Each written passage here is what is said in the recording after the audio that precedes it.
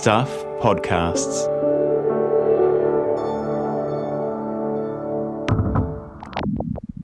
Just a heads up, this episode has a little bit of swearing in it. This episode of What's Wrong With You is sponsored by Every Human, an online platform selling life-changing adaptive clothing, footwear and lifestyle products. It's the home of the ultimate shopping experience for people with disabilities. Shop the range at everyhuman.com.au.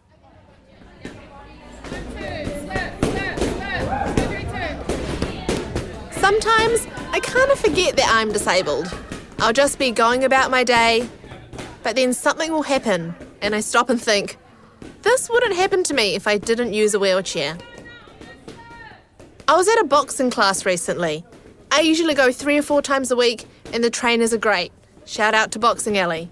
They adapt the class so I can join in just like anyone else. But a few weeks ago, this lady came up to me. She said how cool it was to see me boxing and that I was really inspirational. Now, I know she meant well and had probably been wondering during the whole class, do I say something or not? But me? I was just thinking, hey, it's early on a Saturday morning. I think everyone here is inspirational.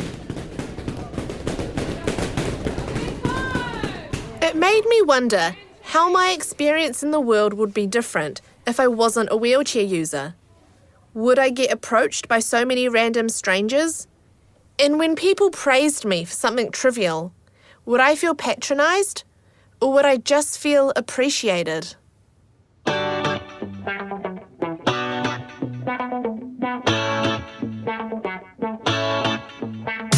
I'm Olivia Shivas. And I'm Rebecca Dubber.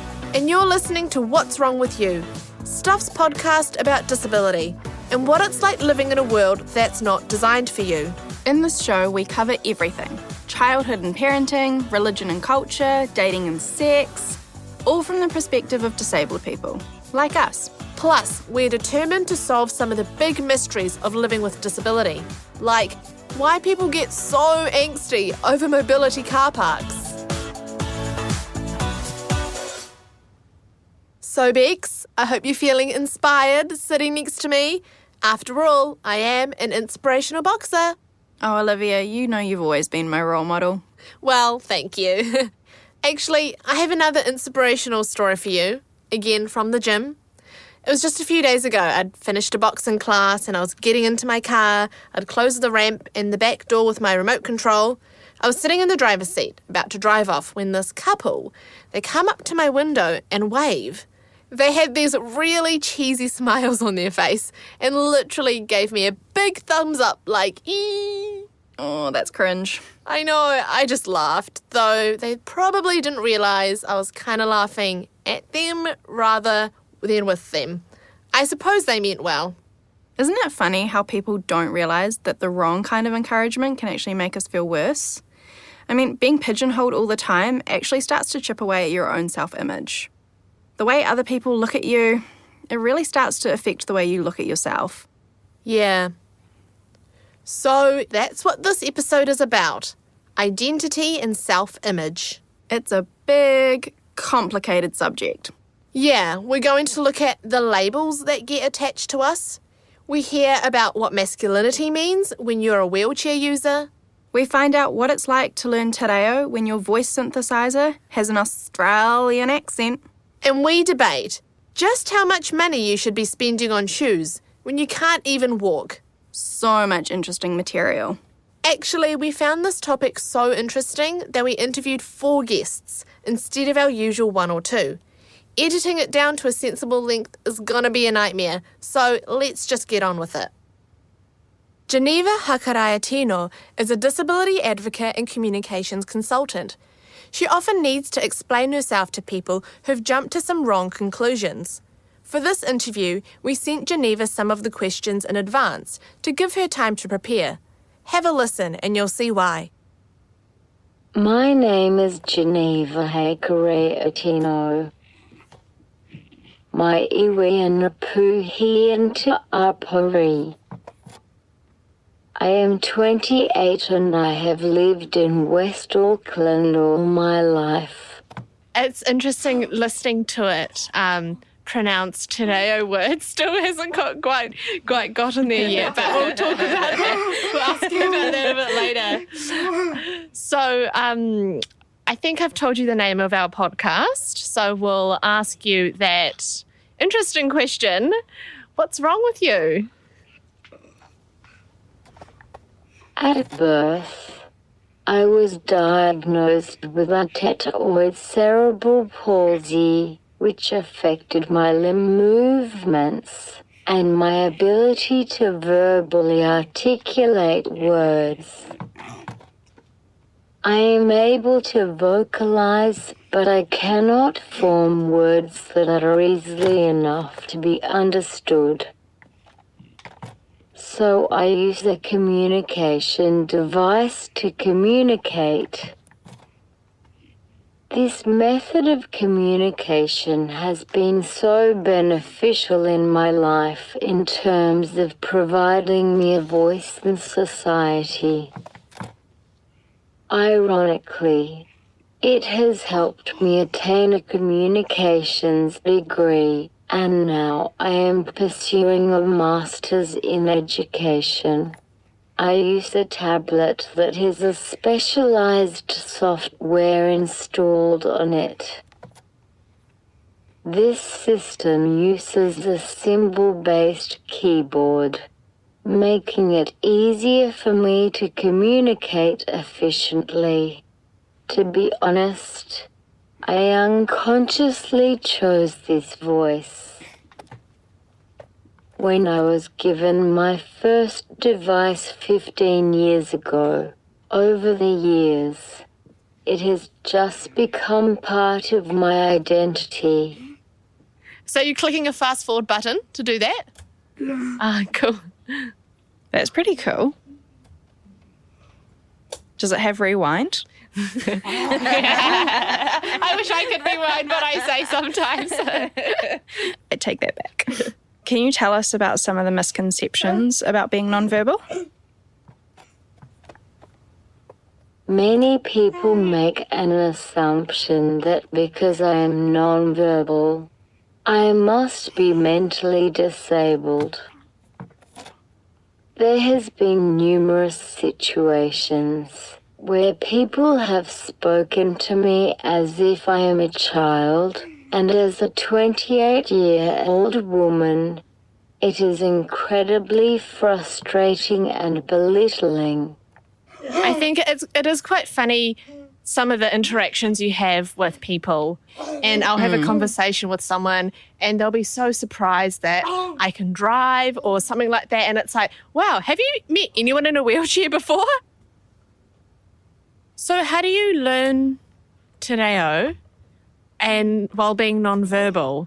Currently, I phonetically spell Te Reo words into my device and attempt to make the word sound as close to its pronunciation as possible. However, the current voices that are available on speech-generated devices do an extremely poor job of converting Te Reo into intelligible speech. I can imagine that would be so frustrating as well. What's a Maori approach to disability? This is going to be a bit controversial, and I know some people may disagree with me. Historically, how people with disabilities were viewed in Maori society was portrayed in myths and legends. It was only natural for Maori to embrace and include individuals with disabilities without hesitation or question. It is said that since the arrival of Europeans, The holistical thinking of Maori was challenged as the westernized approach of disability was based on individualistic ideologies. Unfortunately, this is still the case in today's society. One of the main values of the Maori culture is inclusiveness. One thing I want to ask, sorry, this is not a pre-planned question I just thought of, because I just remember at uni when we had marae trips and we made sure we went to a marae that was accessible, or they put in a ramp or something like that, and it's customary to take your shoes off. As a wheelchair user, should you take your shoes off? Does that matter? Because I think I remember someone at the marae being like, oh, no, don't worry, you don't need to worry about it. But I was like, oh, but I want to because everyone else is doing it. Yeah.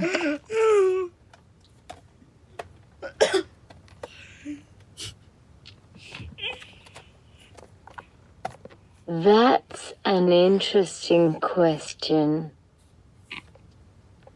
I think it's up to the individuals themselves, but I always take off my shoes out of respect. Can I ask, how long did it take you to type the answers out?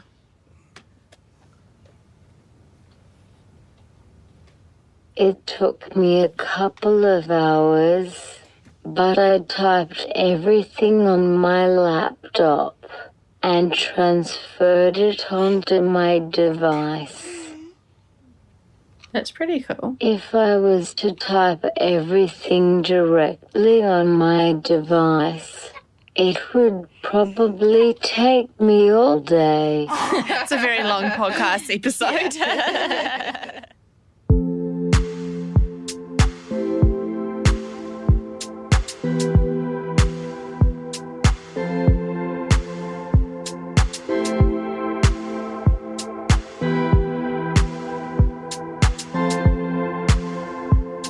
Our next guest is Shakti Krishnan. He was born in Malaysia, grew up in Hamilton, and now lives in Auckland. He has some really interesting things to say about how disability forced him to think about how society defines masculinity. Because it turns out that you don't have to be 6 foot tall and muscly and in possession of 2 fully functioning legs to be a real man. What you also need to know about Shakti, though, is that he came to the studio wearing a woolly teddy bear jacket, like a big fluffy thing. A pretty bold fashion choice. Which quickly led us onto the very important topic of footwear. Your shoes are like way too expensive for someone who doesn't even walk. I can't spend money on expensive that's shoes. That's the point. It's like more of a flex irony? that way. Yeah. Okay. For everyone else, They they're last like longer. a dispensable item. That's so No, I silly. feel like that's a myth. I buy white sneakers and I cannot keep them white. Yeah, what kind of shoes are you actually wearing? Can you? I don't want to. Do I have to? Is it like a fashion? Yeah, vlog? I want to know because people can't see them on the podcast. They I'm look wearing cool. Yeezy 380s. I don't know. I'm not really a shoe person, but it sounds It's like fancy. they're like socks, dude, and they got like big soles. So when I like kind of drag my feet all over the place, like they don't get hurt, which is quite nice. Yeah, Thank you. they're very cool. They're like a bit glittery or something. Thanks. Eyes up here. What's wrong with you, Shakti? What's wrong with me? How much time do you have? I've got a list. What's wrong with me? So I have spina bifida. I was born with it. I use a wheelchair to get around. How has your disability shaped your identity? It's hard to identify something like that because every single experience is like kind of affected by your disability. You know, even like from driving here, I got to plan my time out a little better so I don't screw up and, you know, like leave my wheelchair somewhere silly or something like that. You only really notice it when you compare it to other people or other able-bodied people with different abilities. You're right. It's when you start talking to people who are able-bodied and they're like, oh, that's not normal, or that's not how we do things. And Yeah, totally. You have to conform socially. I think, a lot. That affects your identity, I think. I think because I struggled with it when I was younger, when I was in my like more formative years. But yeah, it takes a lot of like growth and understanding to like get to a place where I think you are okay identifying that way and then showing that to everyone else. For me, I mean, it's something I don't like to admit, but I think I probably still have a little bit of insecurity, the fact that I use a wheelchair, because I'm super self-aware of stereotypes associated with disability. And being a wheelchair user and the stories we see about them, that's probably one of the reasons maybe I'm a bit of a overachiever and a bit of a perfectionist, because I am so aware, so I try to compensate for what people assume is my lack in a way. I guess, like, for me, like, as a young woman, I've never felt like being in a wheelchair is super feminine, because you've got, like, all this metal around you and, you know, I traditionally women are meant to be, like, graceful and elegant, and I feel like a wheelchair is the furthest away from that. I guess when it comes to, like, you, Shakti, and masculinity, like, what are your thoughts around that? I think it can be really hard to be, like, a masculine person, like disabled person in like an ableist society. I think traditionally, and I'm not saying this is the right way for it to be, but men are seen as like dominant, women are seen as submissive. Unfortunately, when you're in a wheelchair, you are always playing a submissive role. You are always going to be passive. It doesn't matter what situation you're in, you're like a social group, you're always going to have to play a passive role. And that sucks. And as a man, it can be very emasculating to never have an opportunity to be seen as dominant or masculine in a traditional sense. Yeah. So how do you like come to terms with that, or That's really or tough. you know, Like, might still I think I noticed it a lot when I went on dates in uni. And, you know, you're playing this like theater of like dating, and you have to like, you know, you're checking each other out and you're trying to like figure things out. And it's very hard to come across as like a manly man. You know, you go up to the checkout counter, you know, to go buy your drinks or something. You can't reach the counter. You look so silly and small. You don't feel like a man who can take care of a woman, which is what we're sold to in this like traditional like kind of thing. Why does everyone listen to tall dudes? What's up with that?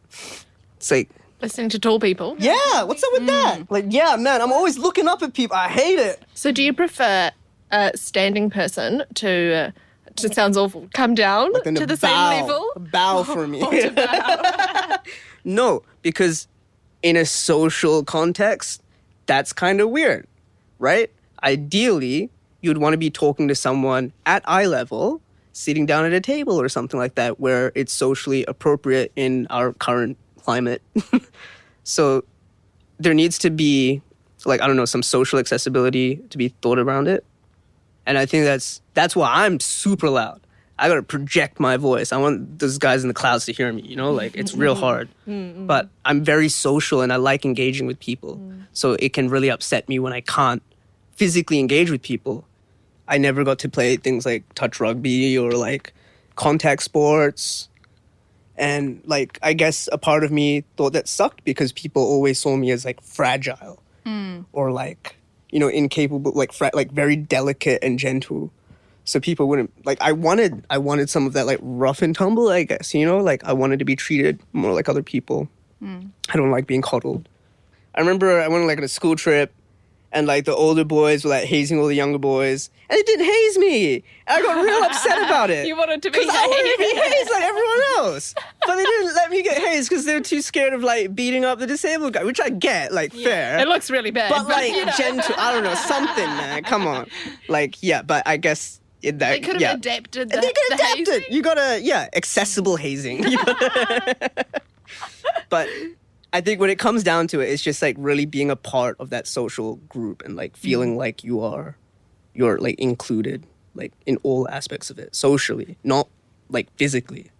Doesn't matter if you're just there. Like you gotta be like with everyone. So how have you redefined masculinity for you and your identity and living with a disability?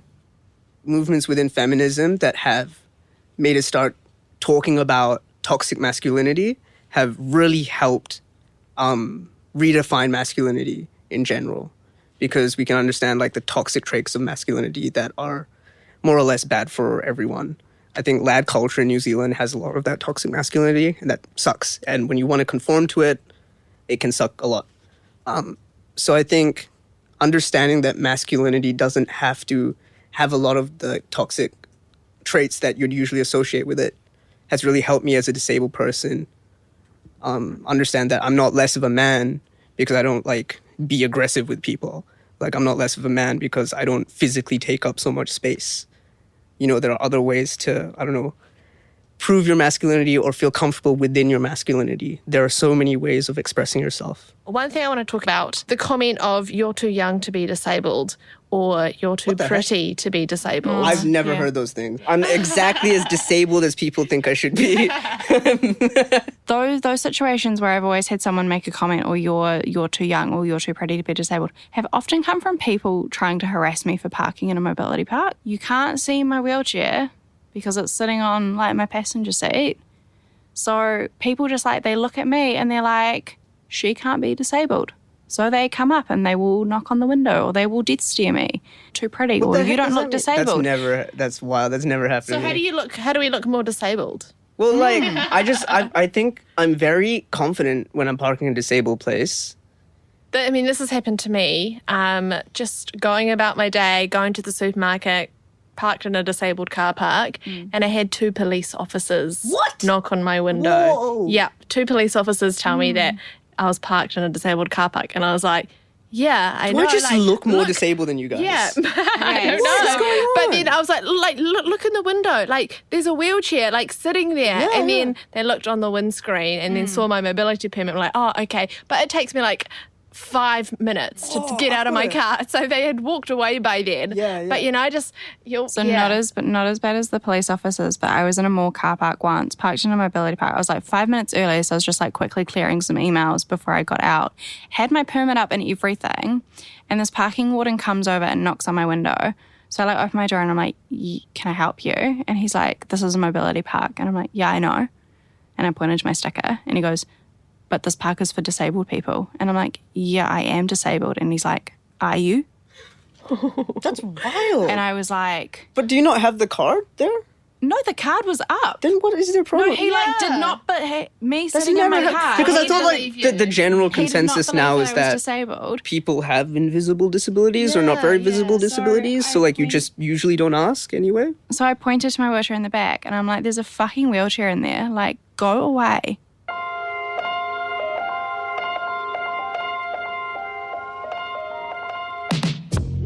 I have a good story.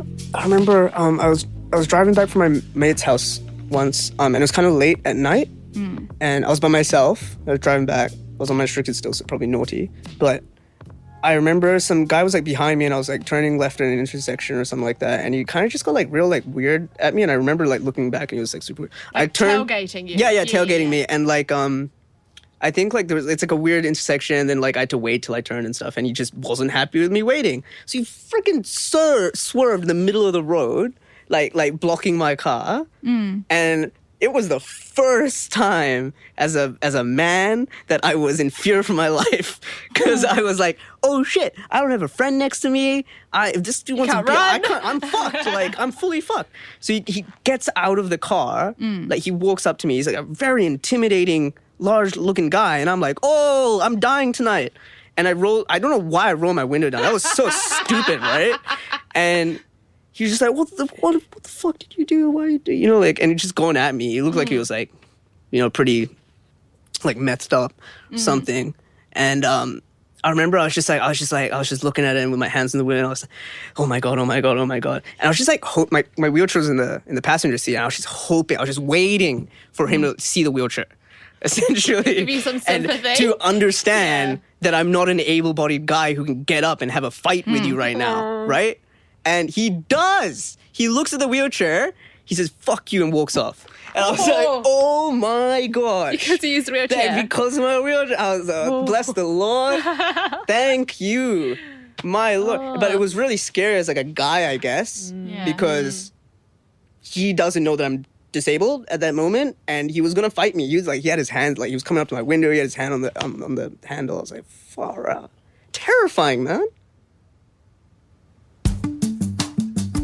Everyone has days when they struggle to fully embrace their body. It's totally normal to feel just a little bit out of place sometimes. Style is something that has always helped me gain back my confidence.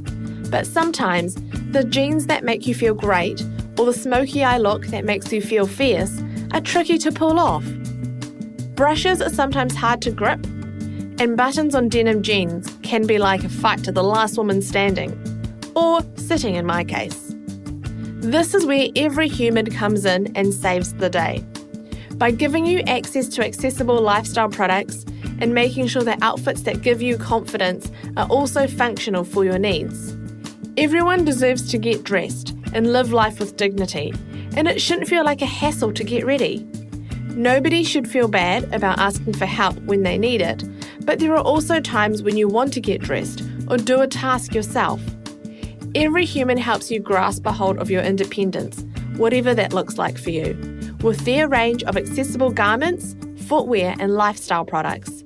If you give someone the right pair of shoes, they can conquer the world. In a disabled person's case, when we are equipped with clothing, shoes, gadgets and lifestyle products designed for our success, disabled people are able to conquer the daily barriers of navigating a world not designed for us. With Every Human, you can do life and style in a way that works for your needs.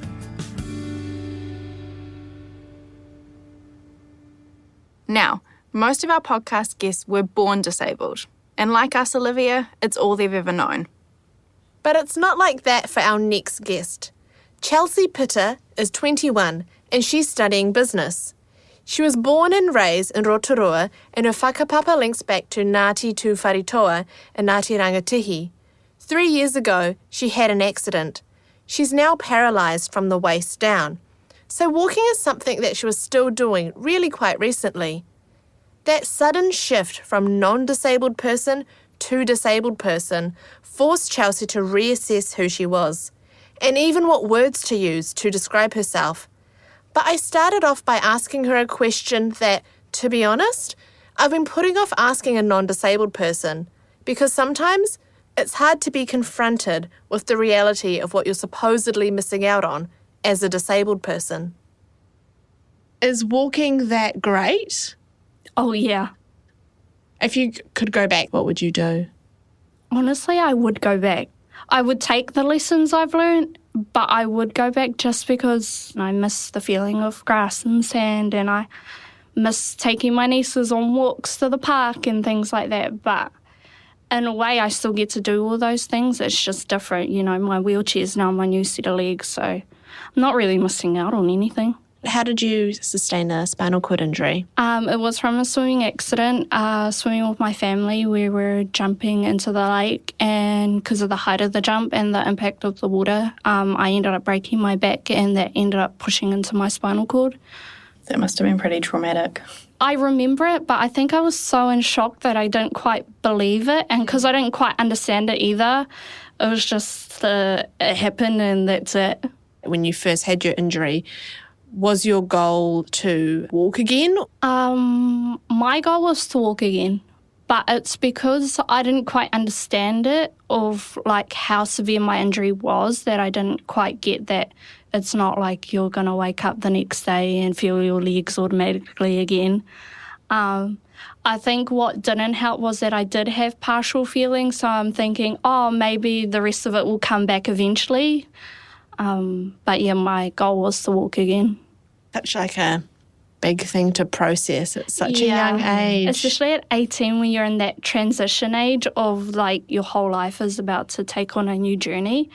It was really difficult to wrap my head in like this is my new change and this is the new journey that I'm about to go on. So my mum was a caregiver for a trust. I think I was around 4 and she would like take me to work with her. So for me, when I had my disability, didn't feel any different. Like, obviously, I was the one experiencing it, but because I was surrounded by the disability community at a young age, kind of felt normal to me, seeing people with different disabilities and people without disabilities. I find your perspective on it really refreshing, because I think so often, you know, the patronising comments that you get in public is like, you know, I'd rather die than, you know, have to use a wheelchair, or, you know, I would be so depressed if, you know, I had your life, sort of thing. And to hear, you know, you say that, you know, that's just part of who I am. Like, I roll now, I don't walk. I mean, don't get me wrong, I did go through that phase of being, like, anxious and sad and, like, I guess grieving my old life. But at the end of it, like, it is what it is. Like, I can't change it. So you may as well just accept it and move on and, you know, just go with it.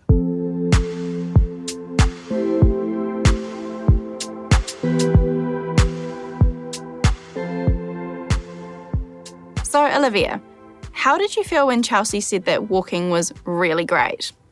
It did shake me a bit, because I genuinely do believe I'm living my best life as a wheelchair user, and it kind of disrupted that. And to be honest, I think I told you afterwards, it did put me in a bit of a weird mood after that interview, but I'm really glad she felt like she could be honest with us. Yeah, I know what you mean, but I felt like I could relate to her. My swimming career ended early because of an overuse injury. And I mean, I love my life now post-swimming, but if I could flick a switch and undo the damage so that I could have a shot at going to the Paralympics again, part of me would say yes to that in a heartbeat. Our fourth and final guest is Mamie Rose Mcdonald. She's 21, lives in Auckland, and is studying tourism. 2 years ago, she got involved with the modelling agency run by myself and our podcast producer, Grace Stratton.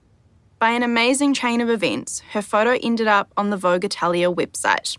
For someone who faces a lot of inaccurate assumptions from strangers, it was an incredible validation of the self-image Mamie had always felt, that she's beautiful and confident in who she is. When she came in for the interview, we started by asking about her disability. I was born with Williams syndrome, which means that I am also missing my 7th chromosome in my DNA, and I also have some heart problems that comes along with Williams syndrome. So, yeah. And also facial features are a very prominent thing when it comes to Williams syndrome.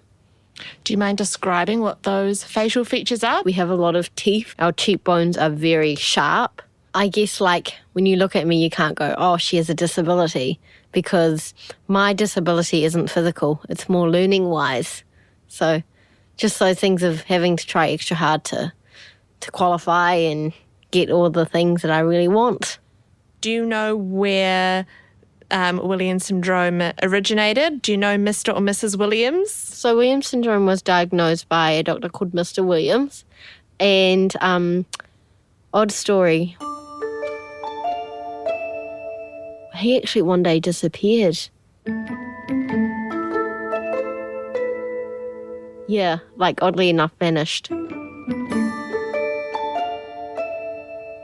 Think of it as a disability that wasn't supposed to be discovered. So he went missing, like, after he published Williams syndrome? Yeah, like literally. So, like, So someone out there did not want him to literally be like, there's this disability, da-da-da. Like, he literally, his bag was left at a airport. I'm sorry if you're still alive now. I'm sorry for exposing your secret. It was like, what if pixies are real then? Yeah. Because I look like a pixie. Mr. Williams, I hope you're okay. So we'll get back to Mamie's interview in a second, but after what she'd told us, I felt I should find out a bit more about this Mr. Williams. And it turns out he's a New Zealander. Mr. Williams' full name is John Cyprian Phipps Williams, and he was born in 1922. While working at Auckland Hospital and Green Lane Hospital, he started taking notes on patients who had those same features Mamie talked about, such as the pixie-like face, heart problems, and learning difficulties.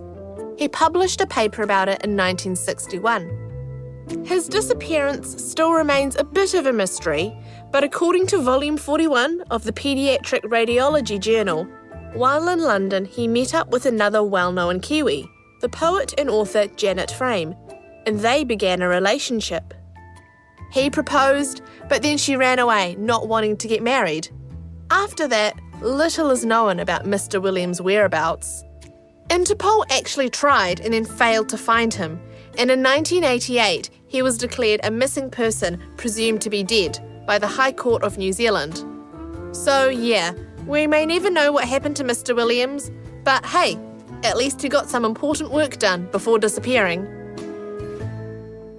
My dad is Maori, and he grew up in Blenheim, and we have a place called the Wairau Pa, which is this beautiful lake, and we have a marae there, and sometimes we go down there and we go to tangis and things, and my journey was Māoridom.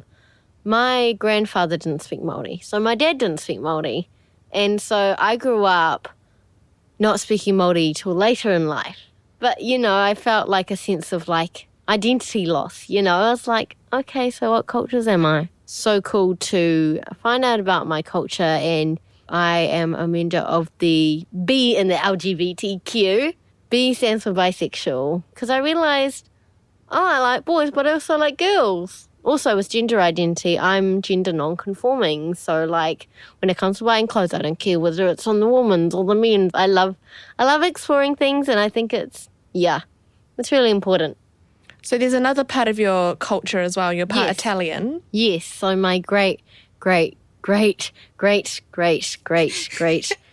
grandfather came from Bari in Italy, and so he travelled here and he had 10 children, and obviously from the 10 children I was born to the world, and so the thing was Vogue Italia.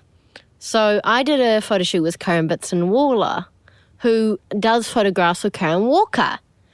And so she asked me, if you could achieve anything from the photo shoot, what would you like to achieve? And I was like, I would love to be in Vogue Italia.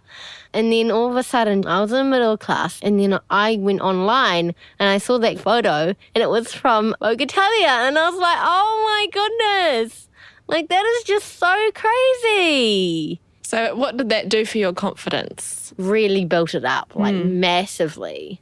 So I guess coming off you having such a positive, empowering experience through Vogue Italia, Bex and I have also done some modelling at New Zealand Fashion Week. We were some of the first, I think if not the first, wheelchair users as models in a mainstream, New Zealand, mainstream show. And I think for me, I kind of had this epiphany moment actually after Fashion Week, because the whole day is very busy. You're getting straight there, do hair and makeup, you're changing outfits, and it's quite overwhelming.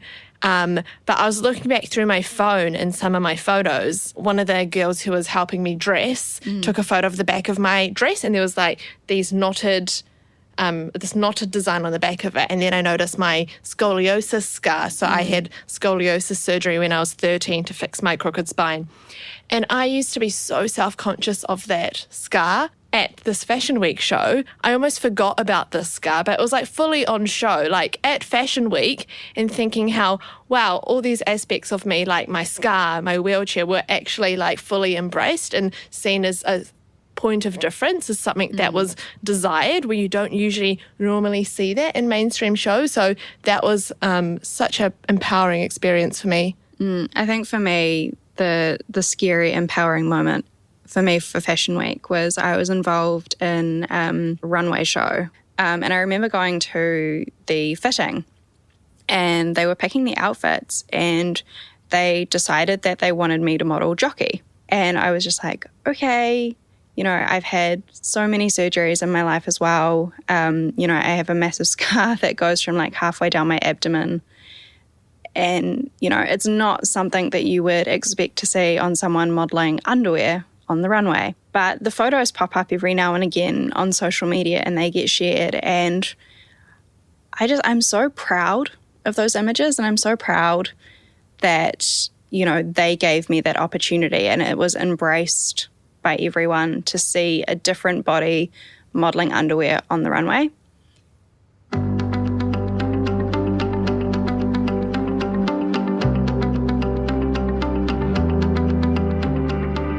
So one day I was with my mum at dinner and she said, if I gave you $1 million and I asked you to take your disability away, would you do it? And I said, I would not take it away for any money. I mean, why go through all the struggle that I've had to been through just to get the struggle taken away from me and have to relearn things again? You know, I think it's really important that we accept who we are. People have sometimes asked me, like, if you could take a pill and you wouldn't be disabled anymore, would you take it? And it's such a complex question because it's not just like, oh, yeah, I can walk now. It's like all the experiences that I've had in my life that have brought me to where I am today. Like, I wouldn't know anyone in this room if it wasn't for my disability. And I don't think I could bear the thought of not knowing you guys if that meant that I could walk. And I don't think for me, it's not worth that payoff. Just because if I could walk, life would be a bit easier. I could reach stuff on the top shelf at the supermarket, but I don't think it would make my life richer. I think that one comes from the misconception that, like, disability is, you know, this burden and it's something to be pitied. And, you know, I guess there are definitely struggles with having a disability when it comes to things like medical appointments and living in a world that's not made for you. But I think everyone has struggles in their life, and it's just, I guess, how you choose to look at your struggles. And, you know, you could take the magic pill and be able-bodied, but you're still going to have things in life that piss you off, that go wrong, things that happen. So I just think it's all about your perception and your perspective. And I think that even though my disability is something that might be looked down on by, you know, the general public and all the able-bodied people out there, to me, I think it's given me so much more than it's ever taken away. I know my worth and I see myself as a wonderful, amazing human being. And I think it's, you know, people ask me, how do you, like, sometimes I'll stand in the mirror and I'll just see me with my underwear on and I'll go, you're amazing. You know, like, it's like some people actually just need to get in front of a mirror and go, you're amazing in your underwear. I know that sounds odd, but, like, I think that when you start to feel a lot of confidence with yourself and accepting your body type and everything about you, yeah, it just comes, again, it comes back to acceptance.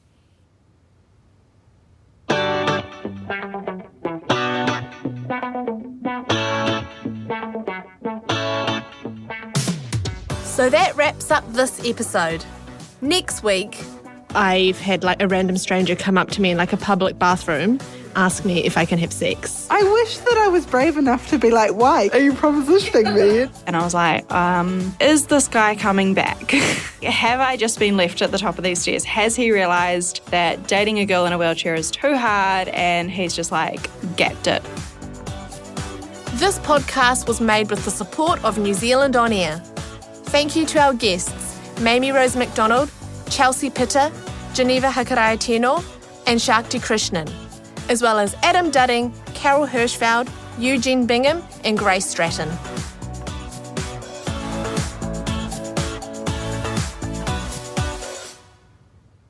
This episode was sponsored by Every Human, an online platform selling life-changing adaptive clothing, footwear, and lifestyle products. It's the home of the ultimate shopping experience for people with disabilities. Shop the range at everyhuman.com.au.